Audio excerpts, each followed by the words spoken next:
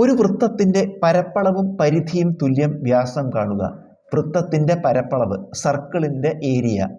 വൃത്തത്തിൻ്റെ പരപ്പളവ്, സർക്കിളിൻ്റെ ഏരിയ. വൃത്തത്തിൻ്റെ പരിധി, സർക്കിളിൻ്റെ സർക്കംഫറൻസ്. വൃത്തത്തിൻ്റെ പരിധി, സർക്കിളിൻ്റെ സർക്കംഫറൻസ്. അപ്പോൾ ഒരു സർക്കിളിൻ്റെ ഏരിയയും സർക്കംഫറൻസും ഈക്വലാണ്. സർക്കിളിൻ്റെ ഏരിയ, വൃത്തത്തിൻ്റെ പരപ്പളവ് സൂത്രവാക്യം πr² ആണ്. വൃത്തത്തിൻ്റെ പരിധി അല്ലെങ്കിൽ വൃത്തത്തിൻ്റെ ചുറ്റളവ് സൂത്രവാക്യം 2πr ആണ്. ഇത് രണ്ട് തുല്യമാണെന്നാണ് പറഞ്ഞത്. πr² = 2πr. നമുക്ക് ഇതിൽ രണ്ട് ഭാഗത്തും പൈ വെട്ടിക്കളയാം. ബാക്കി r² എന്ന് പറഞ്ഞാൽ നമുക്ക് r × r എന്ന് എഴുതാം. സമം ഇപ്പുറത്ത് 2r. നമുക്ക് അതിൽ ഒരു r കൂടി വെട്ടിക്കളയാം. അപ്പോൾ r = 2 എന്ന് കിട്ടി. അതായത് ആരം 2 കിട്ടി. ചോദ്യം എന്താ? വ്യാസം. ആരം 2 വ്യാസം അതിൻ്റെ ഇരട്ടി. ആരം 2 വ്യാസം ഇരട്ടി. ഉത്തരം വ്യാസം എത്ര വരിക?